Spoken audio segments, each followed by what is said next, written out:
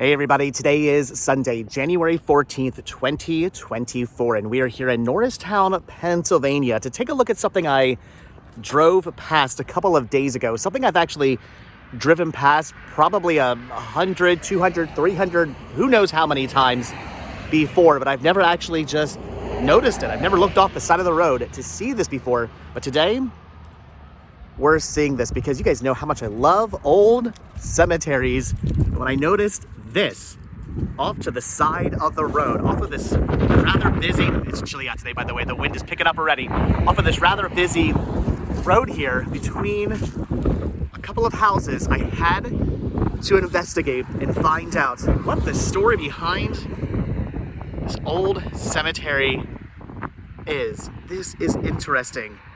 It's one thing to see a cemetery that's sort of fenced off, that looks like, it's been around for a while, and it looks like its own kind of separate thing, or a cemetery connected to a church.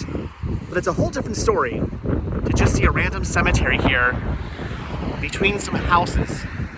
Very weird, very bizarre, and I wanted to pull over and finally check this out. So even though it is another very cold, windy, chilly day, at least the sun's out. That's a plus. All right, we're gonna check out the cemetery and see what it is all about. Okay, so there is actually a sign out front saying this is the Norriton Dunker Burial Ground. History of the site. In May 1809, Conrad Stam deeded 8 parishes of land to trustees Christian Dieter Sr. of Worcester, Henry Harley Worcester, and David Sauer of Norristown for the only proper use, benefit, and behoof of the members composing the German Society of Baptists in the vicinity, for a place of worship and a burying ground of members of said society. Conrad Stam was a Dunker Brethren, and he gave the land to the German Baptist Society of Providence Township, represented by Dieter. This is very confusing. Harley and the Sauer, named above for a nominal sum of $1. Later in 1850, a small plot of land was bought from Abraham Anders and deeded to Samuel Harley of the Germantown Baptist Church. It was used for a shed to tie the horses during the service. Sources from local historical societies and the Church of the Brethren show that there was a meeting house next to the burial ground built prior to 1850. A picture shown to the right, which unfortunately has faded quite a bit. A picture shown to the right is likely that of the meeting house and the cemetery. It was a rectangular one-story house with a lean-to on the northeast side, which was used as a kitchen and a school. After the meeting house was closed due to the decline of interest, it was frequently vandalized. One account said that the roof and interior were so ruined during the Halloween of 1904 that it was demolished. The school in the attached annex still bore arithmetic problems on its walls when it was raised. Interesting. So there was the land was given to make a cemetery. There was a meeting house attached as well, but I can't believe that in 1904, vandals on Halloween night destroyed the meeting house. That is crazy to think about that. All the way back then, you would think 1904, people weren't doing things like that, but no, apparently even back in 1904, there were vandals who would do horrible things like that. Burials. The cemetery was originally a plot enclosed by a stone wall covered by a wooden roof. The roof was later replaced by a cement coping. The cemetery was used burials over 100 years. A 208 examination of the graves showed the oldest to be the one of the original landowner, Conrad Stam, marked 1808, and the most recent to be from 1920. Pretty crazy. So, rather old cemetery. I'm going to try to find maybe the oldest one here. Don't know if that's going to be possible. I don't know if we can even really read the graves because they are so old, but we'll try our best. So why am I standing in the shade? I gotta stay in the sun. It is cold. I'm tearing up. It's so cold. I came back over to the sign because I also wanted to point out that there are Revolutionary War soldiers and Civil War soldiers buried here on the grounds as well, which we also will try to find. I don't really see any flags other than the one here on the actual sign. All right, so again, we're going to explore this cemetery. Look at this; it is quite old. You can see that it is somewhat kept up in the sense that I guess they do mow every so often, but hasn't been mowed in a while. This grass is quite tall, but I'm guessing every so often they do come out here and they do mow this. Probably the township comes out here and maintains this to some extent. But you can see a lot of these graves are quite old. Unfortunately, they're mostly non-legible. This one says "at rest." Looks like it's Joseph Halls, I think is what that, or no, I'm sorry. Joseph, is that Harle? Harle. Again, you guys can probably see better than I can because for some reason, as I'm always saying in these videos, when I watch the video back, the actual, I guess the contrast on video picks up the names better than it does to the naked eye. And some of these have been, as you can see, toppled over. Father Joseph, oh, it's Harley. Is that the name over there? Maybe Harley? This is Father Joseph Harley, and Mother, this one you can't read at all. I have no idea what that says. But Mother and Father buried right here, maybe next to Child. It's a shame that some of these headstones have been toppled over. But you can see most of these are kind of like that's granite or what that is, but you can barely read them. That's Margaret there. That one I believe says Henry. Priscilla. So you can make some of these out to some extent, but again, a lot of them are very, very difficult to read. It also makes me wonder how many other graves are maybe below our feet right now that we don't know about because the headstones are maybe missing. I wonder about that.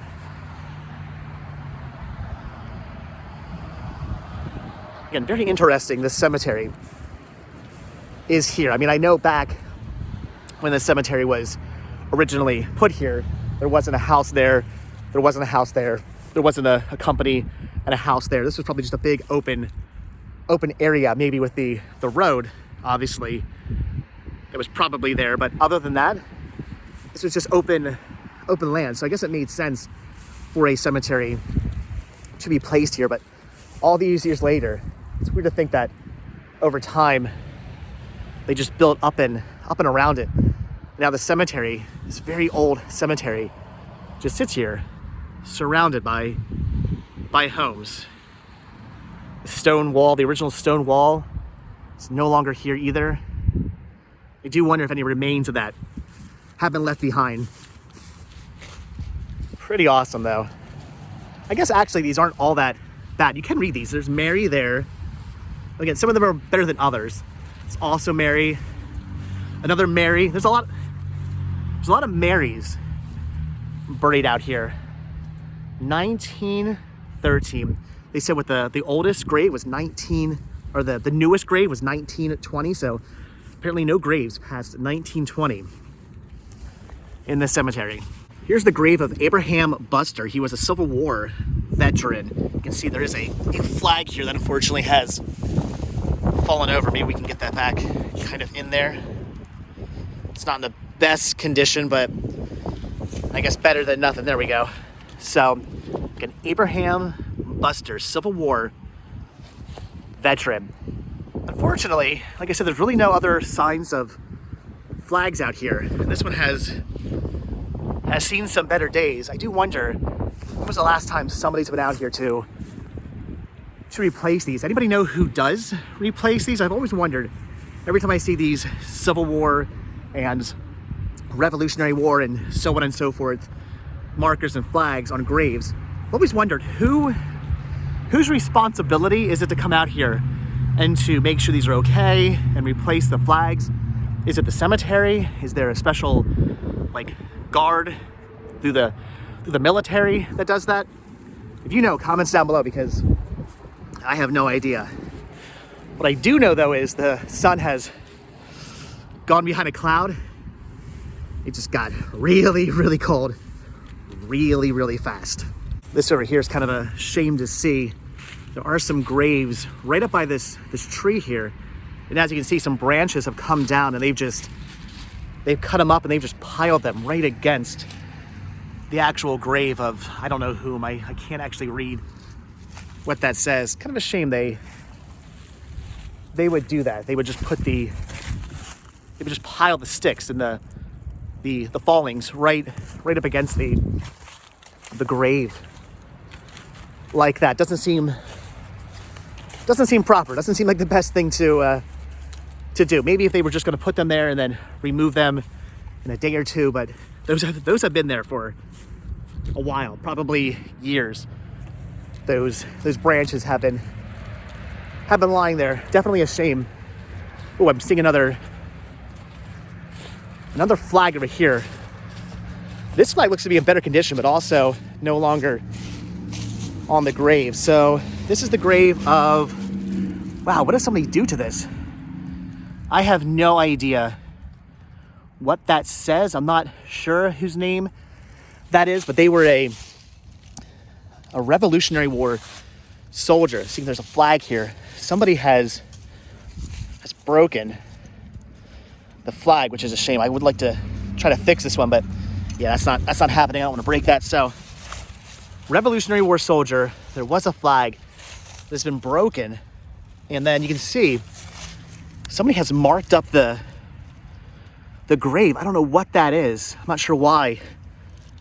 There's stuff like that all over the grave, and you can see it's underneath, meaning somebody would have had to have done that. That wasn't by accident. So that's not cool. I don't know who's been out here at this grave doing stuff like this, or why they chose this specific grave.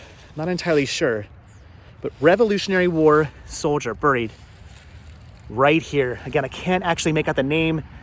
If you can, leave your comments down below. That's a shame. I don't like seeing things like that. I don't understand why people come out to graves and desecrate them. It just makes no sense to me whatsoever why you would do something that terrible. All right, so I did the best I could to fix this. I took out the Revolutionary War plaque, put it back down into the ground so it's now straight. Took the old kind of broken stick out and put the flag back in. So it's not super pretty, but it's looking better. And I don't know who this flag here belongs to. Not sure if it's also for this soldier, but here we go. We'll put it back into the ground there. So at least there you go. That's not too bad looking. Again, don't know if that flag actually belongs to that soldier or if that flag, it's backwards. If that flag belongs to that soldier or it's for somebody else, but we'll just put it there. There we go. Looking pretty once again. Why anybody did that in the first place, though, I don't know. So the more I'm walking amongst these graves, I'm thinking we're not going to be finding the oldest grave in this cemetery. I don't think, anyway. Also, another Mary. Why so many Marys? I'm guessing back in the late 1800s, early 1900s, Mary was a very popular name. Again, there are a lot of Marys buried in the cemetery. Look at this. So back here, this tree has grown up and over these few graves that are back here. Also kind of a shame to see why they would not trim the tree. Ow, okay, that is a whole lot of pickers that just went into my leg there. But again, shame to see that there are graves all the way in the very, very back of the cemetery that have been grown over by this tree. Looks like maybe at one point the branch kind of broke, but then just continued to grow. I am happy to see that they at least sort of maintain the cemetery by mowing it, but it would be nice if they would trim the tree back. They would remove branches, they would do a little bit more to keep the upkeep of the cemetery. I'm not seeing any more graves back here. I think those are the graves that are the furthest back in the cemetery. But again, they're grown over. You can't see who they are. The tree is completely blocking the graves. Couldn't even really get to them if I wanted to. So I don't know how many other Civil War and Revolutionary War veterans are out here, but there's at least two. They're the only grave markers I see. I'm gonna walk back up front and read the sign. I think it actually gave names of the soldiers. So I'm gonna see if it's just those two or if there are more.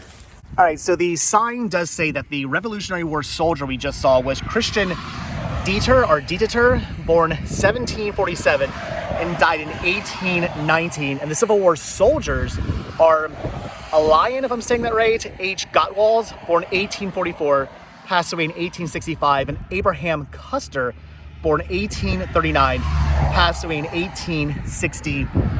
So, again, I only saw one marker for a Civil War soldier grave. The Revolutionary War grave was right there, and the one Civil War grave was over there. But now I question, where is the other Civil War grave? And I'm starting to think that maybe possibly due to the fact that that flag was no longer in its stand, that flag was broken, and there's another flag over there, and those flags were also torn down and removed, and the grave looked like it had been scraped up. It kind of makes me wonder if maybe possibly the other marker, the other Civil War marker, was just simply stolen. Perhaps at one point it was in the ground over here. Maybe this flag went with that grave. I have no idea, but I don't see another marker anywhere. You would think it would definitely be out here somewhere, so I do question. You think it was maybe possibly stolen? Or am I missing it? I don't know. Due to what I've seen out here thus far, my money's on probably stolen. Okay, so this was the Abraham Buster, or it didn't say, no, I'm sorry, it was Custer. Looks like Buster. It does say Custer. Okay, Abraham Custer, not Buster. That was the Civil War soldier we found. But like I said, I don't see another one of those markers anywhere on any of these graves. I could walk around and try to find the other headstone. I'm actually kind of tempted to. I don't know. It's very difficult to read a lot of these headstones, but I sort of want to find the other Civil War soldier. He's got to be out here. Well, obviously he's out here somewhere. If I can find that grave, maybe we'll put a flag with him as well. Okay, so we're looking for the grave of Elhana, if I'm saying that right, Gottwalds. So there's not that many headstones to go through. It's just the issue of trying to read them all.